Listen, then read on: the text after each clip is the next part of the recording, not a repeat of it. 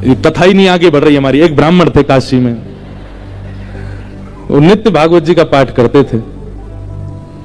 उनका और कोई काम नहीं, बस गंगा तट पर बैठ करके भागवत जी का पाठ करना।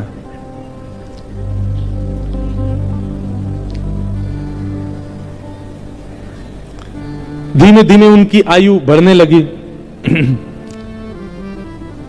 एक दिन परिवार के सब लोगों ने कहा, भैया ये कोई इनका काम धंधा शुरू करा दो, पूरे दिन पाठ करते रहते हैं भागवत जी का।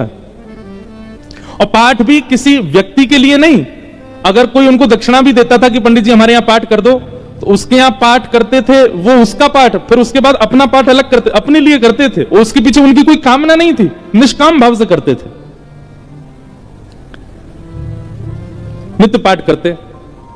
एक दिन घर के लोगों ने सबने कहा कि इनका ब्याह कर दो, ये करते धरते तो कुछ है नहीं, पूरे दिन पाठ में ही लगे रहते हैं, इनका ब्याह कर दो, पत्नी घर आएगी, अकल ठिकाने आ जाएगी।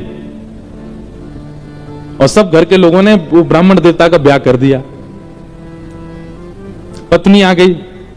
कुछ दिन बाद पत्नी को भी पता लगने लगा कि ये कोई काम धंधा नहीं करते हैं, पूरे दिन केवल भागवत जी का पाठ करते हैं। बहुत प्रयास किया, लेकिन उसके बाद वो भी हार गई कि ये करेंगे नहीं, कहीं काम नहीं कर सकते, ये तो भागवत जी में ही लगे रहेंगे। तो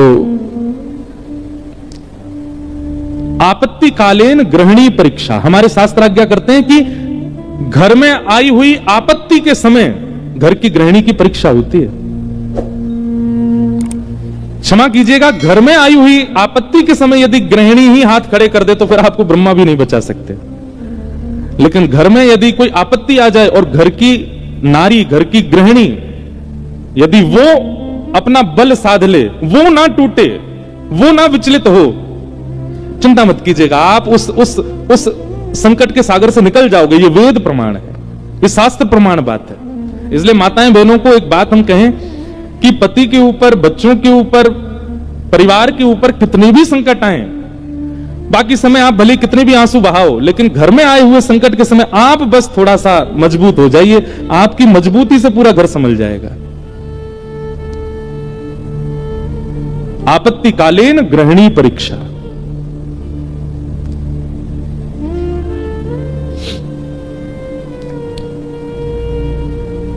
पत्नी ने सोचा कि ये तो कुछ करते नहीं है, आगे हमारा वंश बढ़ेगा, बच्चे होंगे, कैसे चलेगा परिवार। तो फिर उनकी ब्राह्मण देवता की पत्नी ने आज्ञा ली, बोले आपकी आज्ञा हो तो मैं कुछ करूं कार्य। तो देवी तुमको जैसा अच्छा लगे। भोजन बनाना बहुत अच्छा जानती थी, 3-4 घरों में उन्होंने काम ले लिया और वो जाती भोजन बनाती और उससे जो वेतन मिलता उसी से घर चलता था ब्राह्मण का। ब्राह्मण और प्रसन्न हो गए, बोले और बढ़िया, और कुछ नहीं करना पड़ेगा, भागवत जी में लगे रहो, पाठ करते रहो। अब इसमें कई लोग ब्राह्मण को कहीं आलसी मत समझिएगा, ये बहुत बहुत बड़ी बात हम आपको बताएंगे, वो अंत में उसका निचोड़ निकल के आएगा। 2-3 बालक भी उनके हो गए,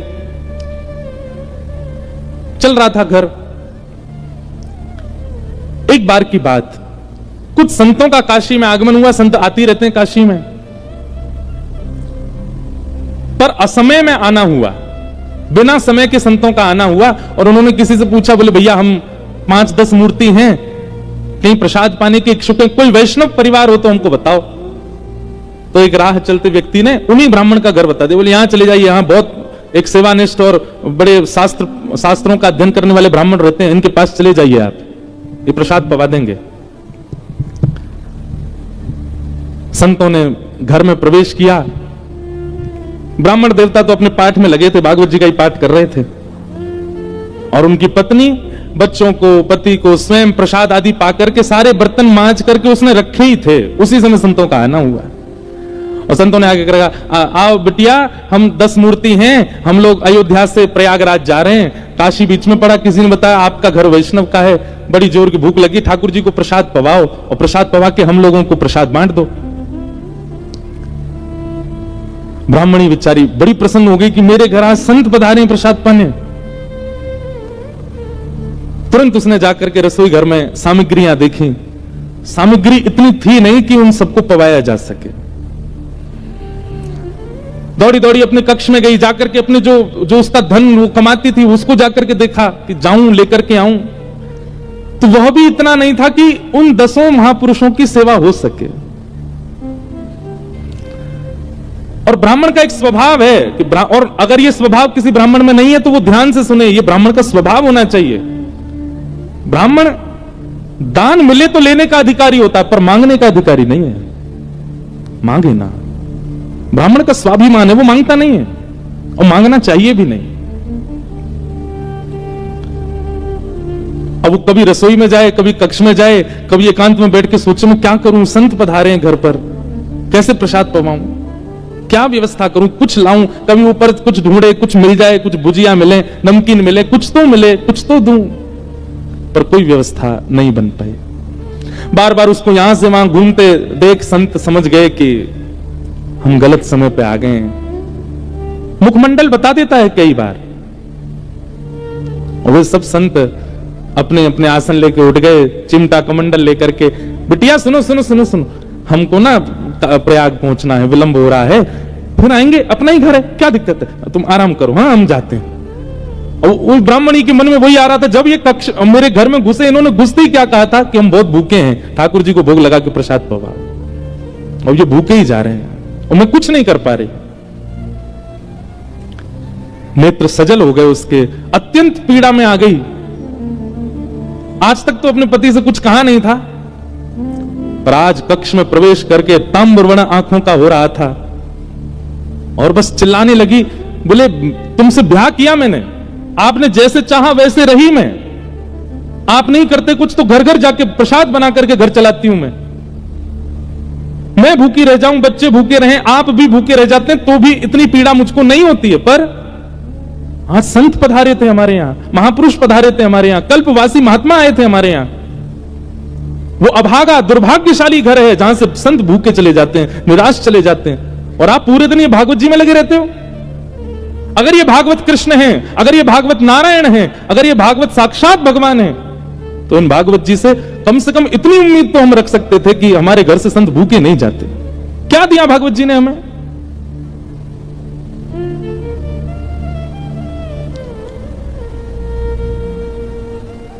ब्राह्मण बोले देखो तुम मुझे कुछ भी कह लो, पर तुम जानती नहीं हो ये साक्षात कृष्ण है। मैं क्यों बचपन से आज तक भागवत जी के उन्हीं 18,000 श्लोकों का मुझे कृष्ण दिखते हैं, मुझे लीला दिखती है, मुझे श्यामा शाम का नित्य विहार दिखता है भागवत जी में, इनके विषय में कुछ मत कहो। ब्राह्मणी को और गुस्सा आ गया, भागवत जी की पोथी उठा करके और ब्राह्मण की गोद में पटक दी। बोले सुनिए, ये उठाइए भागवत जी और निकलिए, मैं अपना घर चला लूंगी, अपने बच्चों को पाल लूंगी, आप जिस समय भागवत जी को त्यागने का संकल्प ले लें तब लौट करके आइएगा। ब्राह्मण के नेत्र सजल हो गए, हृदय से लगा लिया भागवत जी को, निकल पड़े, घर से निकल गए और गंगा जी के तट पर जाकर के खूब रोए, खूब रुदन किया। हे भागवत महापुराण, हे साक्षात शब्द में कृष्ण, मेरी अभागा पत्नी है, वो आपके रूप स्वरूप को भी पहचानती नहीं है, पर हे करुणा निधान, आप कृपा करो। मैं कहूंगा भी तो भी वो अध्ययन नहीं करेगी, तो भी वो मुझसे कभी कथा नहीं सुनेगी, पर आप कृपा कीजिए और मेरी गृहिणी को अपने रूप का दर्शन करा दीजिए। प्रबल प्रेम के पाल पढ़कर हरि को नियम बदलते देखा, अपना मान तले तले जाए, पर भक्त का मान न टलते देखा। हमारे ब्रज के श्री बिंदु जी महाराज, उनका ये भाव है, प्रबल प्रेम के पाले पढ़कर हरि को नियम बदलते देखा, अपना मान टले टल जाए, पर भक्त का मान न टलते देखा। इतने में ही नन्हे से कन्हैया, ऊंची धोती पहनी, घुटने घुटने तक, नीचे के पांव ठाकुर जी के दिखाई दे रहे हैं, उनमें सुंदर सुंदर कड़ूला पहने, कड़ूलान में भी छोटे छोटे घुंघरू लगे हैं, कमर में करधनी पहनी है, करधनी में भी छोटी छोटी घंटी लगी है, गले में सुंदर दो हार पहने हैं, हाथों में बाजूबंद, ऐसे हाथों में कड़ूला, और सिर पर एक स्वाफा बांध करके सांवले सलोने कमल नेत्र ठाकुर जी प्रकट हो गए काशी में। लेकिन ब्राह्मण को नहीं दिखे अभी, बस कहीं हो गए प्रकट, और प्रकट होकर के एक डलिया उठा करके सिर पर रखी और महाराज जैसे कोई बालक कुछ बेचने के लिए जा रहा हो, ऐसे ठाकुर जी उस डलिया को लेकर के ब्राह्मण के घर जा रहे हैं। ब्राह्मण के घर पहुंच गए। ब्राह्मण गंगा किनारे अभी रो रहा है और उसके घर पहुंच करके बाहर से उसके गेट को खटखटाने लगे। ब्राह्मणी निकल करके बाहर आई, जैसे ही दरवाजा खोला, सांवरे सलोने नंद नंदन। अब वो क्या जाने की है नंद नंदन, बस उसको तो ये दिख रहा था कोई किसी मैया का सुंदर सा बालक है, श्रृंगार करके डोल रहा गली में। जैसे द्वार खोला, द्वार खोल करके बोली, अरे बालक तुम कौन हो, कहां से आए हो, माताजी कहां, तुम्हारी पिताजी कहां, अकेले कहां घूम रहे हो, और ये इतनी भारी डलिया लेकर के कहां जा रहे हो। डलिया के ऊपर वस्त्र पड़ा था। तो ठाकुर जी एक हाथ से डलिया पकड़े, दूसरे हाथ से इशारा करके बोले, मानो इशारा कर रहे हैं हम गूंगे हैं, बोलना नहीं जानते। अच्छा गूंगे हो। ठाकुर जी बोले तो बोले फिर यहां क्यों आए हो। तो ठाकुर जी ने उसको इशारा किया, कुछ लिखने को दो, हम बताएं कौन है, कैसे आए। डलिया उठा करके ब्राह्मण देवता के घर के भीतर रखी और पर्चा लेकर के उस पर सुंदर लेखनी लिख करके और मोड़ करके ब्राह्मणी को दे करके, और तुरंत ठाकुर जी पीछे मुड़े चले गए। ब्राह्मणी पत्र पढ़ने लगी, इतने तो ठाकुर जी वहां से अंतर ध्यान चले गए। अब ब्राह्मणी दिखती रही, दूर दूर तक ठाकुर जी दिखे नहीं। क्या लिखा था उस पत्र में। ठाकुर जी बोले, हमें छोटा बालक मत समझो, हमारी कद को देख करके बस ये जान लो हम बौने हैं। हमारी जो कद है वो इससे बड़ी नहीं है, ऊपर नहीं तो हमारी उम्र बहुत है, और हम बहुत बहुत धनवान परिवार से आते हैं। बहुत वर्षों से तुम्हारे पतिदेव हमारे कुल के लिए पाठ कर रहे हैं भागवत जी का, पर आज तक उन्होंने वेतन नहीं लिया अपना, आज तक एक रुपया भी हमसे मांगा नहीं। पर मुझे आज पता चला कि उनके परिवार को बहुत आवश्यकता है, इसलिए संपूर्ण जीवन काल में उनका जितना भी वेतन होता था वो हम देने के लिए आए हैं। वो जैसे घर आए उनको दे दीजिएगा। ऐसे कहकर ठाकुर चले गए। अब जैसे ही वो डलिया के ऊपर से वस्त्र हटा करके देखा, विविध प्रकार की मणियां, रत्न, सोने, जवाहरात, हीरे आदि सबसे लबालब भरी हुई वो डलिया। ब्राह्मणी मनी मन सोचने लगी, मैंने भी बेवजह डांटा, बिन बताए पाठ कर रहे थे यहां पर, और मुझे लगता तो था कि ये पाठ करते हैं, इसके पीछे कोई कारण नहीं, कुछ मिलता नहीं इनको, कुछ फिर भी लगे रहते हैं, पर ये तो बड़े गोपनीय हैं, मुझे बिन बताए किसी परिवार के लिए कर रहे थे। अपने बेटा को बुलाया, बोले सुनो पिताजी को खोजो, कहां है, ढूंढ के लाओ उनको। पिताजी बैठे थे गंगा किनारे, बच्चे ने जाकर, पिताजी जल्दी चलो मैया बुला रही घर पे। शाम हो गई, लौट करके ब्राह्मण आए, बड़े उदास हताश हृदय से भागवत जी लगी हैं। जैसे ही घर आए, आज घर का स्वरूप ही बदल रहा था, बढ़िया सुंदर दिए जल रहे हैं बाहर। द्वार खोल करके देखा तो पत्नी का भी स्वरूप बदल गया है, बालक भी बिल्कुल नए नवीन कपड़े पहन करके विचरण कर रहे हैं। जैसे पतिदेव को आते देखा, ब्राह्मणी ने तुरंत आरती की, जल आदि छिड़काव करने लगी, खूब बलियां लेने लगी। पतिदेव बोले, ब्याह के बाद पहली बार इतना हमारा पूजन हुआ है, ऐसा क्या हो गया जो इतना पूज रही हैं हमको। देवी ये घर की रौनक, हमको डांटने से फटकारने से घर की रौनक बढ़ गई तुम्हारी, रोज ही डांट दिया करो हमको। ऐसा क्या हो गया जो आज इतना सब कुछ मंगल, बच्चे नए वस्त्र पहन के घूम रहे हैं, आप बढ़िया साड़ी पहन के, ये कहां से इतना सब कुछ आया। हाथ पकड़ के बोली, आज तुम्हारी चोरी पकड़ी गई है ना, वहीं से मिला ये सब कुछ। ब्राह्मण देवता बोले, मेरी कौन सी चोरी। बोले चलो दिखाती हूं। भीतर जाके कक्ष में बिस्तर पर ये सब रत्न पड़े थे। ब्राह्मण बोले, देवी ये कहां से आया इतना सब कुछ। बोले कहां से आया, ज्यादा चतुर मत बनिए, आपका गूंगा मालिक आया था। ब्राह्मण देवता बोले, गूंगा मालिक, मेरा गूंगा मालिक कौन। बोले बहुत छोटा सा था, पीली पीली धोती पहनी थी उसने, ऐसी सुंदर स्वापा सिर पर बांध रखा था, ऐसे गदमदरा से उसके हाथ मोटे मोटे से, और इतने सुंदर उसका मुखमंडल, गाल बिल्कुल गुलाबी, आंखें बिल्कुल ऐसे कटाक्ष जैसी, और क्या सुंदर। ब्राह्मण देव बोले, नाम नहीं पूछा। बोले इशारा किया उसने कि मैं गूंगा हूं। वो तुमको कैसे पता फिर मेरा। बोले वो लिख के देखे क्या। बोले कहां लिखा है दिखाओ। जैसे ही प्रश्न पत्र वो उनके ब्राह्मण के हाथ में दिया, अक्षर सब अंतर ध्यान हो चुके थे। देवी यहां तो कुछ भी नहीं लिखा है। ब्राह्मण बोले दिखाओ। ब्राह्मण ने देखा तो वहां कुछ भी नहीं था। ब्राह्मणी ब्राह्मण को देखे, ब्राह्मण ब्राह्मणी को देखे, बोले ये हुआ क्या है? ब्राह्मण ने कहा सही से बताओ रूप कैसा था? बोले श्याम वर्ण था, कमल नेत्र थे, अधर बड़े मधुर थे, हस्तकमल और सर्वांगीण अंग ऐसा था कि मैं अभी तक भी उस छवि को भूल नहीं पा रही हूं। एक अद्भुत सी सुगंधी आ रही थी जब वे आए थे घर पर, और बहुत देर तक तो मैं उनके रूप का ही चिंतन करती रही। ब्राह्मण देव ज्यों ज्यों रूप का वर्णन सुने त्यों त्यों नेत्रों से आंसू गिरते जाएं।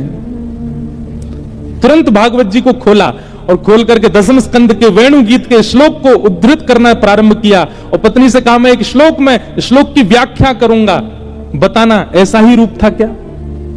कि वरहा पीड़म नटवर वपु कर्णयो कर्णकारम विभ्रदवासः कनक कपिसं वै जयन्तीं च माला बंध्रान् वेणु अधर सुधया पूरयन् गोपवृन्दै वृन्दारण्यं स्वपदरमणं प्राविशद गीत कीर्ति। उन्होंने एक ही कान में कुंडल पहना था, एक ही कान में कन्नेर का पुष्प लगा था। ब्राह्मणी बोली हाँ हाँ, एक कान में कन्नेर का पुष्प था, गले में 2 स्वर्ण की माल और उसके साथ एक वैजंती माला थी। ब्राह्मणी बोली हाँ, उनके गले में वैजंती माला भी थी। पीतांबरी ऐसी चमक रही थी मानो सूर्य को भी लज्जा हो जाए। बोले हाँ, ऐसी ही उनकी पीतांबरी थी। नेत्र बंद हो रहे हैं और खुल रहे हैं, ये बंद होना खुलना इसमें ऐसा लगता था कि मानो जैसे हम कहीं खो जाएंगे, हम कहीं डूब जाएंगे इनके रूप माधुरी में। बोले हाँ, ऐसा ही रूप था।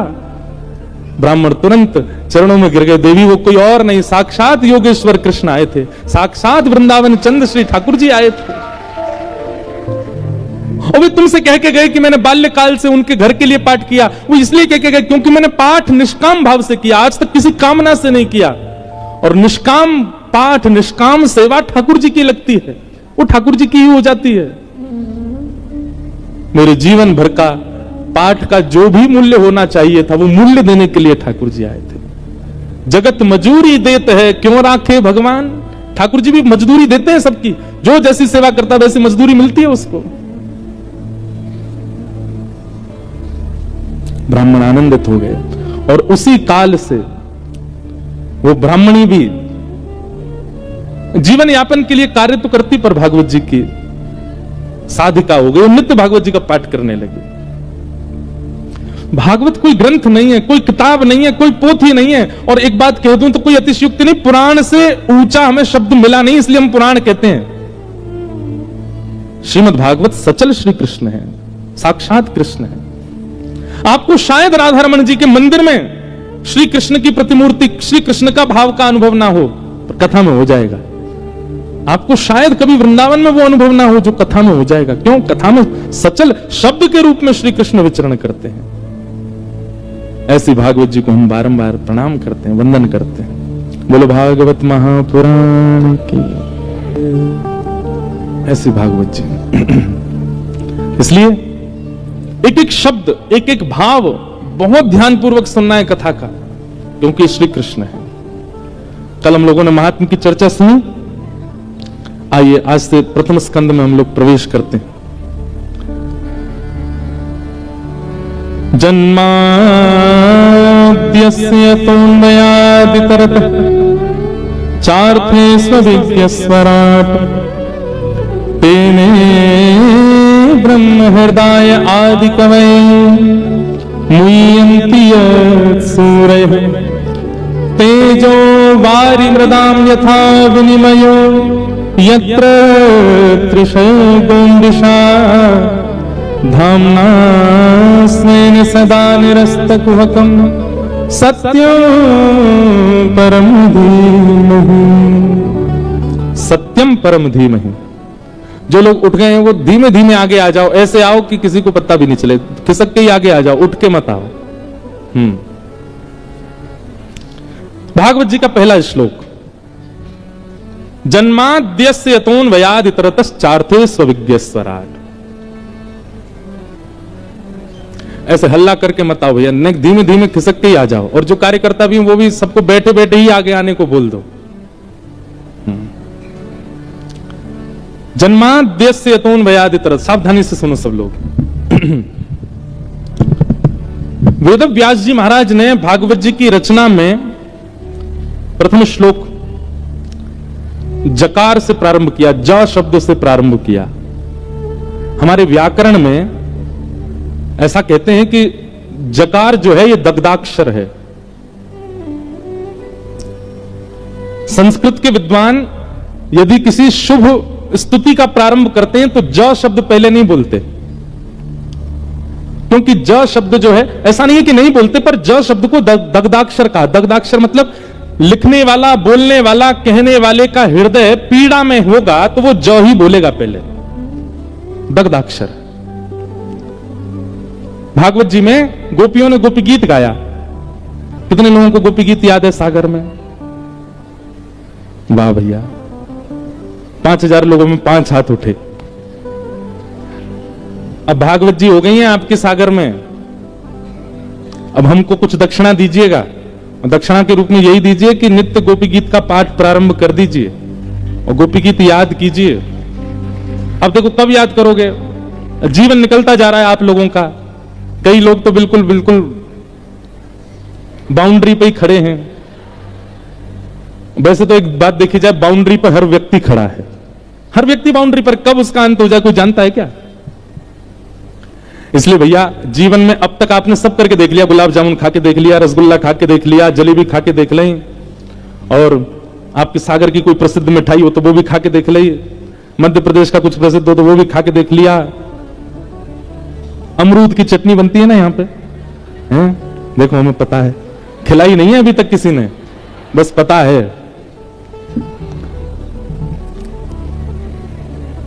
हम आए हैं दमोह, दमोह में कथा हुई थी कुछ वर्ष पहले। वो आयोजक भी आए आज बेचारे कथा में, जो दमोह में कथा कराए थे। तो आपने सब कुछ करके देख लिया। आपने भोग भोग के देख लिए, रोग रोग के देख लिए, योग योग के देख लिए, सब कुछ करके देख लिया। अब बच्चा कुछ जीवन में ब्रजवासी आयो है आपके नगर में, या की बात मान के देख लो। गोपी गीत याद कीजिए और नित्य गोपी गीत अपने घर के ठाकुर जी को सुनाओ। नहीं तो यहां अगर आपका आने का क्रम नित्य है, बालाजी को सुनाओ गोपी गीत। गोपी गीत का प्रारंभ भी जयति तेधिकम ज से ही होता है। क्यों? क्योंकि ठाकुर जी अंतर ध्यान हो गए हैं और उस समय में गोपियां विरही होकर के ठाकुर जी को पुकार रही हैं, इसलिए ज शब्द से प्रारंभ हुआ गोपी गीत का भी। श्रीमद् भागवत जी का प्रारंभ ज शब्द से हुआ, जन्माद्यस्य। और तो सुनो, हम सबका प्रारंभ जा शब्द से हुआ। जन्म, हम सबका भी जन्म हुआ है। इसका मतलब हम सब भी कहीं ना कहीं दग्ध हृदय वाले, हम सब भी पीड़ित हैं, और निश्चित है पीड़ित है इसीलिए तो जन्म हुआ। अगर पीड़ित नहीं होते तो वैकुंठ में होते। हमारे कोई पूर्व के कर्म, पूर्व के दुष्कर्म शेष रह गए हैं जो हमें भोगने हैं, पूर्व के पुण्य कर्म रह गए हैं जो हमको भोगने हैं, उसके लिए तो हम आए हैं पृथ्वी पर। इसका मतलब पीड़ित ही है हमारी आत्मा, इसलिए हमारे प्रादुर्भाव को जन्म कहा गया।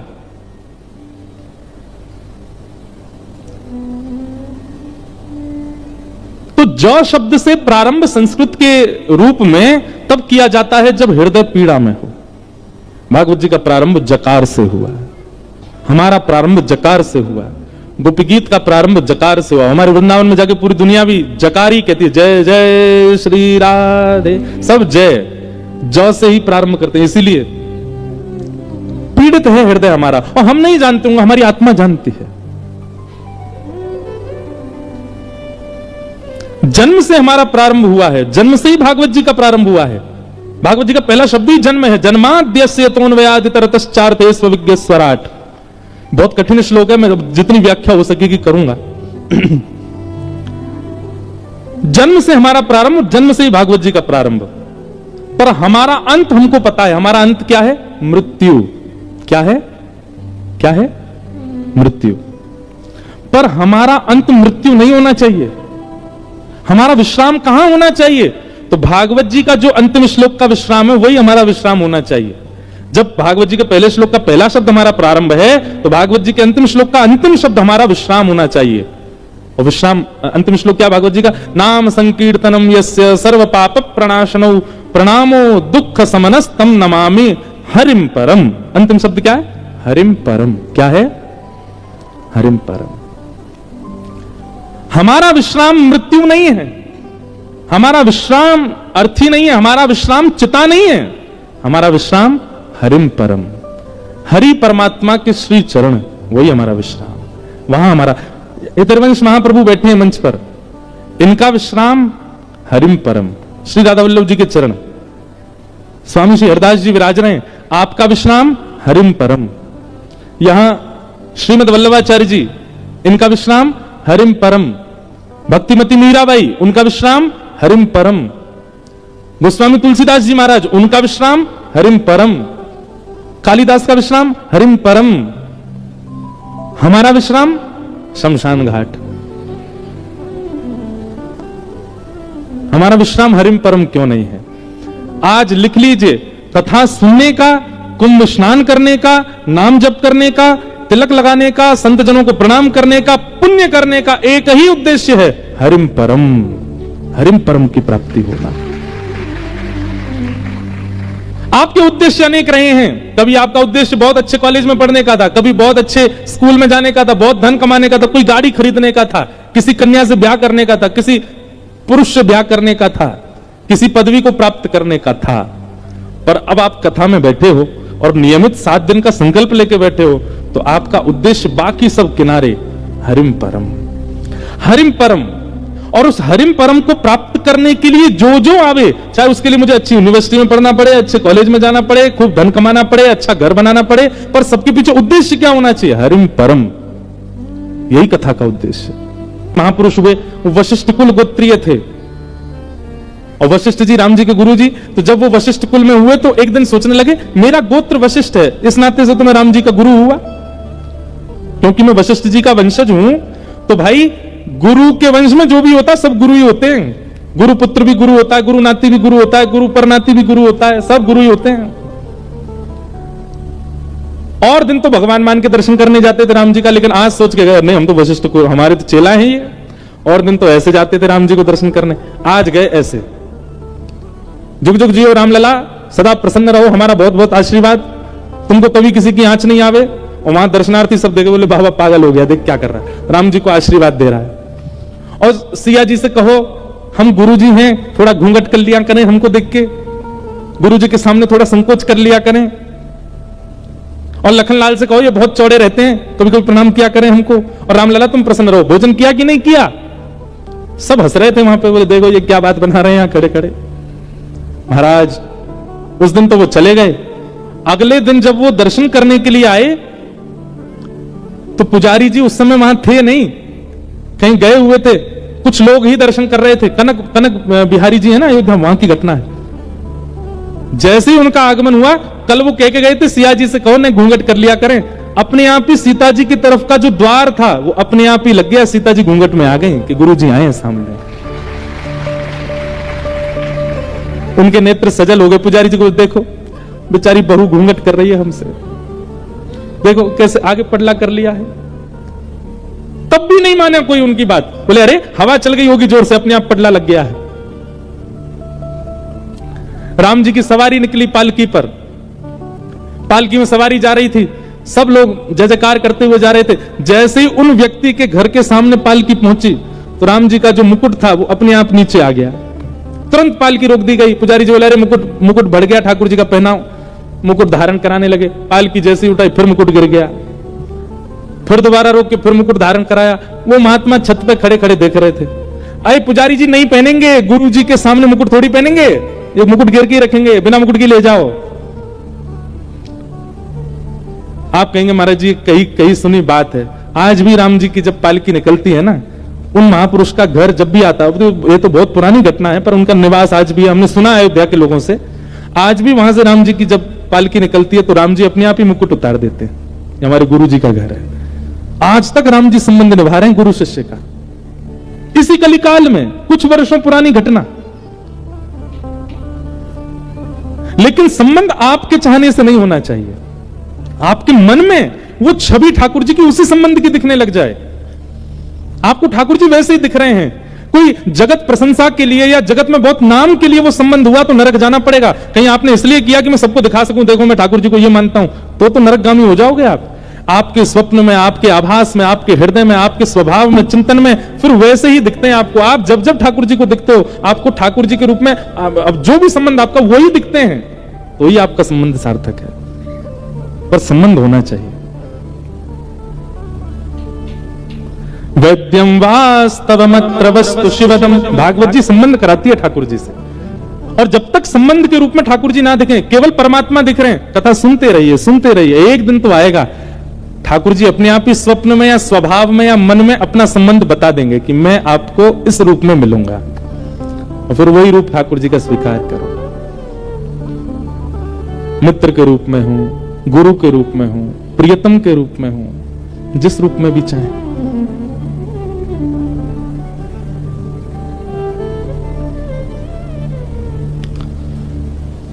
श्रीमद्भागवते महामुनि कृते किंबा परैरीश्वर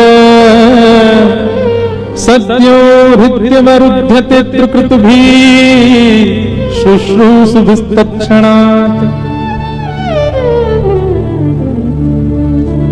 एक हमारे ब्रज में मदन मोहन जी का मंदिर था। सप्तनिधि का पद गाते हैं ना हम, श्यामा हृदय कमल सो प्रगटो, उसमें तीसरे ठाकुर, दूसरे ठाकुर कौन है? मदन मोहन जी। हमारे वृंदावन के 7 ठाकुर कौन कौन से? गोविंद देव, गोपीनाथ, मदन मोहन, राधा रमण, राधा वल्लभ, जुगल किशोर और श्री बांके बिहारी। ये 7 ठाकुर हैं वृंदावन के। सबसे पहले कौन है? गोविंद देव, जयपुर में। दूसरे गोपीनाथ, वो भी जयपुर में। तीसरे मदन मोहन, वो कहां है? करौली, राजस्थान में। ये सब मुगलों के बाद और कई कारणों से 4 ठाकुर हमारे ब्रज से बाहर गए। गोविंद देव, गोपीनाथ, मदन मोहन और आपके पन्ना में विराजमान जुगल किशोर। तो मदन मोहन जी के एक परम उपासक थे, उनका नाम था काले खां। क्या नाम था? काले खां, मुस्लिम थे। बड़ी अच्छी कथा उनकी। काले खां के विषय में वर्णन आता है कि काले खां जो थे वो करौली, राजस्थान में रहते थे और वो मंदिर नहीं जाते थे, केवल घर चलाने के लिए काम ढूंढा था उन्होंने। और उनको काम क्या मिला था? झाड़ू लगाने का। मंदिर में झाड़ू लगाते थे, मंदिर में नित्य झाड़ू लगाते। और कभी दर्शन करते नहीं थे मदन मोहन जी का, बस उनका काम था बाहर की पूरी सफाई साफ सुथरी कर देना, आदि आदि ऐसा काम। एक दिन राजभोग आरती हो रही थी मदन मोहन जी की, और काले खां ऐसे झाड़ू लगा करके और बस झाड़ू रख करके जा रहे थे, और राजभोग आरती की भीड़ लगी थी। तो काले खां के मन में आज पता नहीं क्या आया, उसने कही इतने सालों से मैं यहां पे झाड़ू लगा रहा हूं, एक बार देखूं तो सही है मंदिर का देवता है कैसा। तो भीतर भी नहीं गए, बाहर निकलते निकलते ऐसे पीछे मुड़ करके देखा, और जैसे ही मदन मोहन लाल जी का स्वरूप देखा, कटाक्ष नेत्र, मधुर मुस्कान, हाथ में वंशी। अब काले खां की स्थिति ये हो गई कि पीछे एक बार देख करके काले खां ने जैसे ही आगे देखा, अब वो जहां देख रहा है वहां उसको वही दिख रहे हैं। अब जिधर देखें वही मदन मोहन जी दिख रहे हैं। ये मदन मोहन जी का दर्शन करा रहे हैं आपको टीवी पे, ये मदन मोहन जी, यही छवि दिखे। अब तो काले खां की स्थिति हो गई कि अपने घर जाता और अपनी नमाज आदि जो भी उनकी होती थी वो करते, लेकिन वो नमाज करने भी बैठे तो उसके बाद भी उनको यही रहती कि अब कब भोजन पाके मैं फिर से शाम की सेवा में जाऊं। और शाम को पहुंच गए, जाके अपने झाड़ू आयु करके वो फिर से देखा। अब तो रूप माधुरी का दर्शन करके मदन मोहन बोले, ये इतना सुंदर बालक, इतना इतना बढ़िया श्रृंगार, इतने सुंदर नेत्र, इतने सुंदर गाल, इतना सुंदर मुखमंडल। अब तो मदन मोहन जी को लत लग गई, काले खां को लत लग गई मदन मोहन जी के। और मैं गलत नहीं बोला, मैंने सही बोला, मदन मोहन जी को लत लगी है काले खां को देखने की। भैया अगर हम जब दर्शन करते हैं हम तो 2-2 घंटा देखते रहते हैं तो भी हमको कोई फर्क नहीं पड़ता, पर एक शब्द देखते ही चित्त वृत्ति अपने वश में ना हो तो समझ जाना आपने नहीं, ठाकुर जी ने आपको देखा है, ठाकुर जी की दृष्टि आप पे पड़ी। हमारे शैलेंद्र जी बता रहे थे कि महाराज जी बिहारी जी में कभी गया नहीं, वृंदावन से हमारा कोई दूर दूर तक संपर्क नहीं, पर देखते ही मेरे नेत्रों से आंसू नहीं रुक रहे हैं। आपको मान तो नहीं होना चाहिए इस बात का, अभिमान भी ना हो, भगवान करे कभी, पर आपने नहीं, बिहारी जी आपको देख रहे थे, इसीलिए आपके नेत्र से चलते। उनकी दृष्टि पड़ जाए तो फिर किसी काम के रह थोड़ी जाते हैं। काले खां, अब तो उनकी स्थिति ऐसी हो गई, दिन रात मदन मोहन जी में ही बैठे रहते। उनकी पत्नी को यह बात पता चल गई कि ये अपना देवता छोड़ करके अपने परमात्मा को छोड़ के दूसरों के परमात्मा को भजने लगे। काले खां के कोई संतान नहीं थी और उनकी पत्नी ने सारा आरोप लगा दिया मदन मोहन जी पे। बोली कि तुम्हारे संतान इसीलिए नहीं है, हम दोनों के बालक इसीलिए नहीं हो रहे हैं क्योंकि तुम हमारे भगवान को तो मनाते नहीं हो, ये हिंदुओं के भगवान को मना रहे हो। हमारे भगवान को मनाओगे तो संतान होगी ना हमारे घर में। और इस बात का इतना आरोप लगाने लगे काले खां के ऊपर। काले खां बोले अब कुछ ऐसा करना पड़ेगा कि ये आरोप दूर हो। संतान की प्राप्ति की इच्छा नहीं है, इच्छा क्या है कि मदन मोहन जी पे आरोप ना लगे कि इनकी वजह से मुझे संतान नहीं है। वो प्रियतम मानते थे मदन मोहन जी को, अपना प्रेमी। मदन मोहन जी से जाके बोले, हे नाथ, मुझे संतान नहीं चाहिए, पर मेरी पत्नी आप पर आरोप लगाती है कि आपकी वजह से मुझे बालक नहीं हो रहे हैं। मेरी पत्नी आप पर आरोप लगाना बंद कर दे और उसकी बात गलत साबित हो जाए, इसके लिए मैं आपसे कह रहा हूं एक संतान मेरे घर में हो जाए। मदन मोहन जी ने ऐसी सुनी कि उसके 11 महीने बाद ही काले खां के घर एक पुत्र का जन्म हो गया। और पुत्र का जन्म हुआ, अब सुनो बात सुनो, पुत्र का जन्म होकर पिता नृत्य करता है कि मैं पिता बन गया, पर काले खां तो सीधे जैसी पता चली बेटा हुआ है, मदन मोहन जी के मंदिर गए, वहीं जाके नाचने लगे। मेरे मदन मोहन जी कलंक रहित हो गए, मेरे मदन मोहन जी पे अब कोई कलंक नहीं लगाएगा, मेरे ठाकुर जी कलंक रहित हो गए। उनको प्रसन्नता उसकी नहीं कि बेटा हुआ है। मदन मोहन जी, बस अब जीवन में आपसे कभी कुछ नहीं मांगूंगा, आप ऐसे घर वालों का मुंह बंद कर दिया आपने, अब मैं आपका, आप मेरे, हमारे बीच में अब कोई नहीं आएगा। लेकिन एक बात याद रखिएगा, कृष्ण को भजने वाले सब कान खोल के सुनो, सब कुछ सीधा सीधा सीधा सीधा चले ये ठाकुर जी को मंजूर नहीं है। कुछ तो टिगड़मबाजी करते हैं, टेढ़े हैं ना, कुछ तो करते हैं। एक दिन अब धीरे धीरे उनका पुत्र बड़ा होने लगा। अब पत्नी रोकती नहीं थी काले खां को, क्यों, बेटा मिल गया। एक दिन बेटा थोड़ा बड़ा हो गया, जमुना किनारे खेल रहा था और एक काले सर्प ने बेटे को डस दिया। नीला पड़ गया पूरा पुत्र, और उस पुत्र को गोद में लेकर के पत्नी रोते रोते काले खां के पास गई। काले खां मंदिर में बाहर झाड़ू लगा रहे थे, वहीं बैठे रहते थे, चिंतन करते थे मदन मोहन जी का।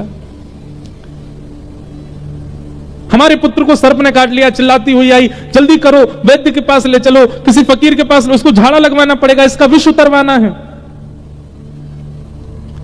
और उसी समय घंटे घड़ियाल बजने लगे, मदन मोहन जी की आरती होने लगी। काले खां ने अब नियम बना लिया, तो वो सारी आरतियों के दर्शन बाहर ही खड़े खड़े करते थे, अंदर नहीं आते थे। कहीं कोई कुछ कहना दे, कोई कुछ कहता नहीं था, पर फिर भी उनको था कि मुझे कहीं कष्ट ना हो जाए कि कोई मुझे टोक दे, तुम क्यों आ गए, इसलिए बाहर जी दर्शन करते थे।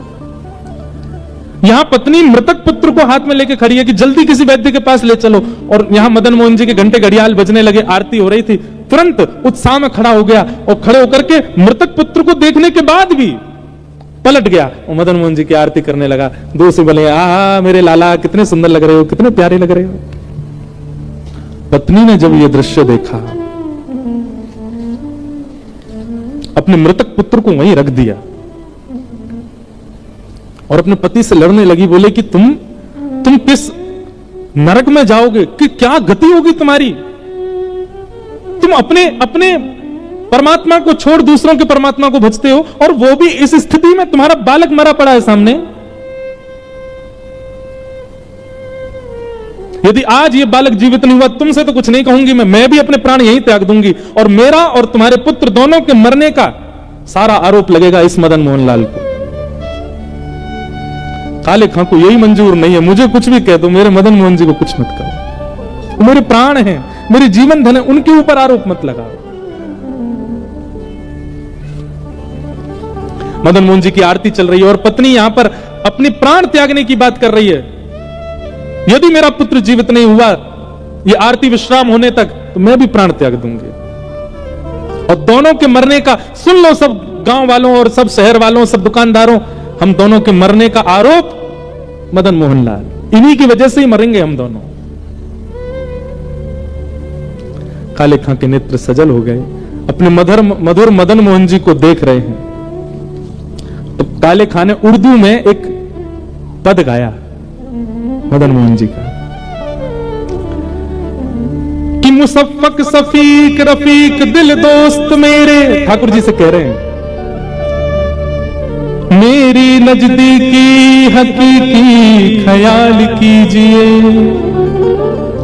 मेहरबान कदरदान आला तू जहान बीच, मुझसे गरीबों का गुनाह माफ कीजिए, काले बेकरार खड़ा तेरे दरबार बीच, नंद के कुमार जरा गौर कीजिए, हिंदुओं के नाथ तो हमारा कोई दावा नहीं।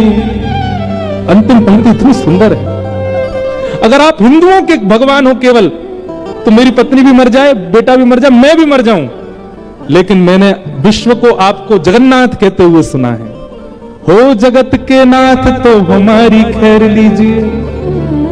जैसे ये बात कही, हिंदुओं के नाथ तो हमारा कोई दावा नहीं, पर जगत के हो नाथ तो हमारी सुध लीजिए। अगर आप जगन्नाथ हैं तो जगत में तो मैं भी आता हूं, मैं हिंदू नहीं हूं पर जगत में तो हूं, और आप तो जगन्नाथ हो। काले खाने हजारों की तादाद में भीड़ खड़ी हो गई थी, नीला पड़ा है पुत्र और पत्नी प्राण त्यागने को तैयार खड़ी है, काले खां गा रहा है, हो जगत के नाथ तो हमारी सुध लीजिए। और ऐसा कहते ही काले खां का पुत्र जीवित होकर खड़ा हो गया, और जैसे ही खड़े हुए अपने पिता की उंगली पकड़ ली, अपनी भाषा में जो पिता को बोलते हैं वही बोलते हुए, पिताजी एक बालक मेरे साथ खेल रहा था, वो बालक कहां गया? वो बहुत अच्छा था, वो बहुत सुंदर था, वो मेरे साथ खेल रहा था, पिताजी वो कहां गया?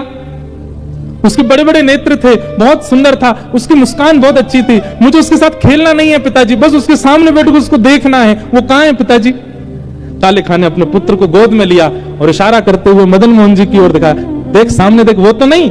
और जैसे ही बालक ने देखा, हाँ पिताजी यही तो था जो मेरे साथ खेल रहा था, इतनी देर से मैं और ये यमुना तट पे ही खेल रहे थे। उसी दिन काले खां की पत्नी, उनकी बेगम और उनके पुत्र तीनों और पूरा वंश मदन मोहन जी के दरबार के सेवक बन गए।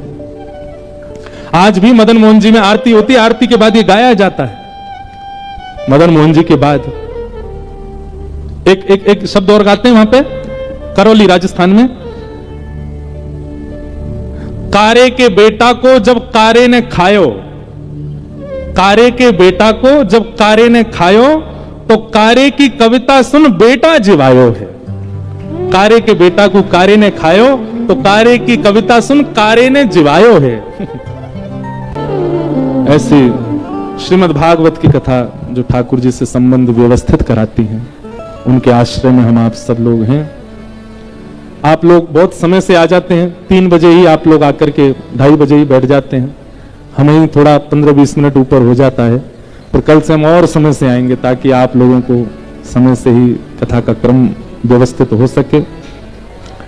भागवत जी के 3 मंगलाचरण हैं, 2 हो गए, एक और गा करके फिर हम कथा को विराम देंगे। निगम कल्प तरोर गलितम फलम सुख मुखादमृत द्रव संयुतम पिबत भागवतम रसमालयम मुहुर्हो रसिका भुवि भावुका। बहुत सावधानी से बैठ जाओ सब लोग। वेद रूपी कल्प वृक्ष का पका हुआ फल है। अब ये तो देखो दिक्कत ही हो जाती है, आप सब खड़े हो जाओ तो इसका मतलब कथा विश्राम ही कर दो है। अब हम तो कल से फिर संकीर्तन लास्ट में ही गाएंगे, अब बीच में हमको कुछ याद आवे तो नहीं गावे, क्यों? क्योंकि आप तो खड़े हो जाओगे तो फिर तो चले जाओगे। लेकिन ऐसा मत करो, हमारा मन अगर कभी ज्यादा कथा कहने का हो जाए तो एक बार बैठ के देख लिया करो कि विश्राम कर रहे हैं कि नहीं। निगम कल्प तरोर गलितम फलम सुख मुखादम तद्रव संयुतम। वेद रूपी कल्प वृक्ष का पका हुआ फल है श्रीमद् भागवत। अगर आप भागवत जी का आश्रय लेते हैं तो समस्त वेदों का आश्रय अपने आप हो जाता है, क्योंकि सब वेदों का सार भागवत में विद्यमान है। सारम सारम समद्वतम। और भागवत की कथा सुनने का विषय नहीं है, पिबत भागवतम रसमालयम, कथा पीने का है। आप कहोगे महाराज जी कानों से कथा कैसे पिए? और कानों से जिस वस्तु का श्रवण किया जाता है उसके प्रति पिबत शब्द क्यों लिखा है? यही तो बात है। संसारी बातें सुनी जाती हैं, संसार के भाव सुने जाते हैं, संसारी चर्चाएं सुनी जाती हैं, पर सत्संग सुना नहीं जाता, पिया जाता है। अब आप कहोगे पीने सुनने में ये अंतर बताइए। अंतर केवल इतना है, आप केवल बात सुनते हैं तो श्रवण माना जाएगा, पर सुनकर के उस बात को तुरंत जीवन में लागू करते हैं तो वो पिया माना जाएगा। आपने उस बात को पिया, उस भाव को पिया। हमने आपसे कहा कि आप प्याज खाना बंद कर दीजिए, और उसी समय आपने उस बात को लागू मान करके अपनी जीव का विचार नहीं किया कि टेस्ट नहीं आएगा आदि आदि, आपने तुरंत बंद कर दिया। तो आपने हमारी बात सुनी नहीं है, हमारी बात को पिया है। इसीलिए यहां कहा गया संपूर्ण भागवत की कथा को पिबत भागवतम, भागवत को सुनो नहीं पियो। एवं वैष्णवों की वाणी, कथाकारों की वाणी, संत जनों की वाणी, उसको सुनो मत पियो। अच्छा एक और बात देखो, एक चीज में हम सावधान कर दें, आजकल कथाओं में भी सावधानी की आवश्यकता है। पंडाल लगते हैं, कथाकार कथा भी करते हैं, सब चीज, पर कथाकार परोस क्या रहे हैं यह विवेक श्रोताओं को होना चाहिए। वो किस भाव का उद्दीपन कर रहे हैं, कम से कम अगर विद्वान नहीं है तो भावयुक्त कथा तो उनकी होनी चाहिए। उनकी कथा से देखो, कथा वो श्रेष्ठ मानो, हम बहुत खंडन नहीं करेंगे, ना करना है, करना भी नहीं चाहिए, सबका सम्मान करो। आपके सागर में जो भी कथाकार हैं सबकी कथा में जाओ, पर हमारी एक बात मानो, नियमित रूप से कथा उसी की श्रवण कीजिए, प्रवचन उसी का श्रवण कीजिए जिसके प्रवचन से, जिसके शब्दों से, जिसकी कथा से हरि प्रिय लगते हैं, हरि और समीप लगते हैं। कई बार हरि तो दूर दूर तक नहीं है, राम जी तो दूर दूर तक नहीं है, ठाकुर जी तो वो कथा वक्ता ही प्रिय लगने लग जाते हैं। जय बढ़िया है, जय ओ वाह महाराज नहीं, ऐसा नहीं करना है। कथाकारों को बहुत बड़ी जिम्मेवारी दी है ठाकुर जी ने, वो कथाकार संभालेंगे अपने आप। आप लोगों को क्या संभालना है? आपके नगर में कोई भी कथाकार है, आप सबकी कथा में जाओ, सबको प्रणाम करो, पर नियमित रूप से सुनने का यदि आपका नियम बने तो सबको सुनकर के चिंतन करो किसकी वाणी में आपको अधिक ठाकुर जी के प्रति समीपता का अनुभव हुआ, किसकी वाणी से आपको धाम के प्रति समीपता का अनुभव हुआ, किसकी वाणी से आपको ठाकुर जी की लीला और ठाकुर जी के सुंदर भावों का दृश्य दिखने लग गया। उस लीला को, उसी वक्ता के चरण पकड़ लो। वो वक्ता आपके लिए ही भेजे हैं ठाकुर जी ने, हजारों वक्ता हैं, और जिनको ठाकुर जी से कोई मतलब नहीं है, भगवान से मिलने की कोई इच्छा ही नहीं है, तो फिर उनके लिए भी उनके जैसे कथाकार हैं। तो उसमें भी सावधानी रखनी। हमारा तो यही मत है कि कथा से हरि प्रिय लगने चाहिए, हरि के जन प्रिय लगने चाहिए, हरि का धाम प्रिय लगना चाहिए। ऐसे कथाकारों के भाव सुनो, ऐसे महात्माओं के प्रवचन सुनो।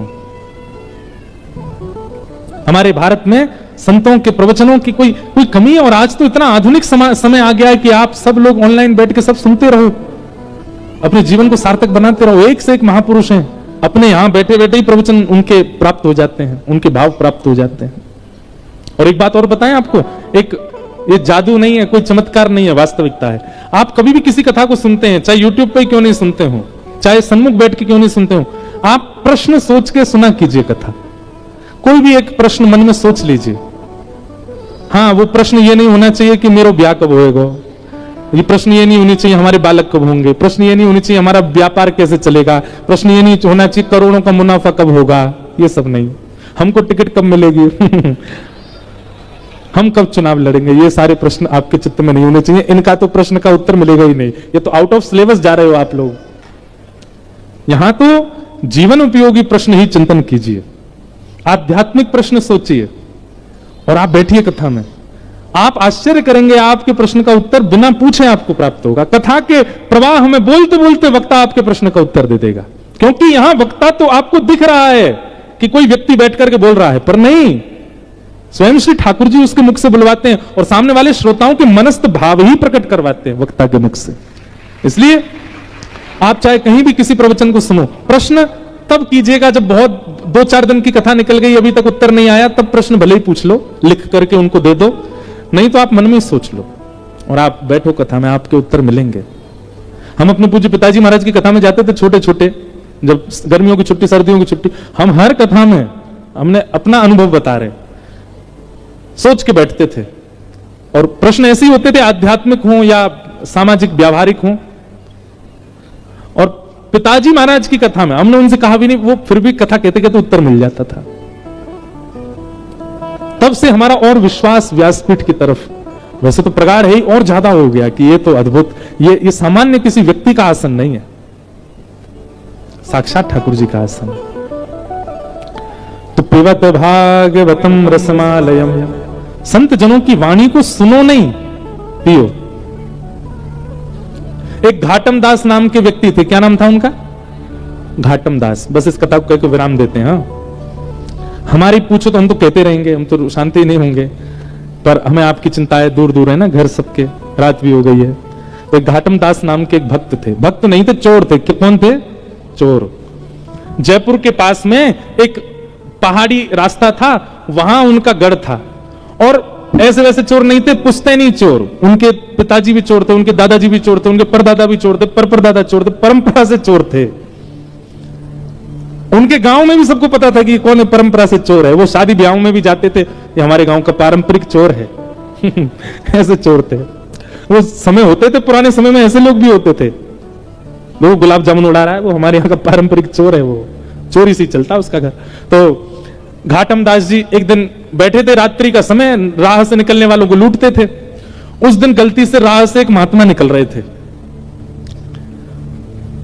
महात्मा को जैसे देखा, घाटम दास जी ने पहले तो मार्ग रोका, बोले जो भी कुछ है तुम्हारे पास सब निकालो। महात्मा जी ने कहा भैया हम तो महात्मा हैं, हमारे पास तो कुछ नहीं है, हमारे पास तो एक ही वस्तु है बेटा, तू प्रणाम कर, आशीर्वाद देंगे, वो भरा पड़ा हमें, वही दे सकते हैं। घाटम दास जी को थोड़ी दया सी आ गई, अरे महात्मा का क्या हम हरण करें। बोले आप महात्मा हैं, आपको हम छोड़ देते हैं, आप चले जाओ। महात्मा बोले देखो हमसे टकराए हो तो निश्चित है अर्धरात्रि में मेरा यहां से निकलना, तुम्हारा चोरी करना और हम दोनों का मिलना, ये संयोग है, ये ठाकुर जी ने करवाया है। इसलिए तुम कुछ पूछो, हम तुमको कुछ देके जाना तो चाहते हैं, अब मिले हैं तो थोड़ा सत्संग हो जाए। घाटम दास जी बोले ऐसी कृपा कर दो कि मेरी चोरी कभी बंद ना हो, इस मार्ग से एक धनवान निकलते रहे, मैं सबको लूटा करूं, मेरे घर में कभी, मेरा बेटा भी अभी अंडर ट्रेनिंग है। महात्मा जी बोले देखो ये तो तुम्हारी इच्छा है, पर संत जन कभी कभी अपनी तरफ से प्रसाद देते हैं, हम अपनी तरफ से दे रहे हैं। बोले क्या? पहले तो महात्मा जी ने कहा चोरी छोड़ दो। बोले ये तो हो ही नहीं सकता, ये तो हमारे रक्त में है महाराज, ये तो परंपरा से हम चोर हैं, ये कैसे छोड़ सकते हैं? आपके लिए ये काम पाप होगा, मेरे लिए तो ये धर्म है। मैं तो चोरी करने के बाद में जिसकी मैंने चोरी करी है उसको प्रणाम करके जाता हूं कि वो मेरा दानदाता है, उसने मुझको दिया, मेरा घर चलेगा उससे, ये तो मेरा परंपरागत है महाराज, मैं कैसे छोड़ सकता हूं? तो महात्मा बोले ठीक है, तो फिर तीन बात हमारी मानो। क्या? पहली बात, कभी भी झूठ नहीं बोलोगे। चोरी करो, तुम अब चोरी करो, हम तुमको छूट दे रहे हैं, पर हमारी 3 बात मानो। क्या? पहली बात, कभी झूठ नहीं बोलोगे, नहीं बोलेंगे। जो भी वस्तु लोगे, जो भी वस्तु जीवन में आएगी, घर में आएगी, पहले ठाकुर जी को निवेदित करोगे, तब अपने प्रयोग में लोगे। घाटम दास बोले जी। और तीसरा काम, राह में चलते हुए कभी कोई संत मिल जाए, कभी ठाकुर जी का मंदिर दिख जाए, कोई आश्रम दिख जाए, कितनी भी जल्दी में होगे, 2 मिनट रुक करके प्रणाम करोगे, वंदन करोगे, परिक्रमा करोगे, तभी आगे बढ़ोगे।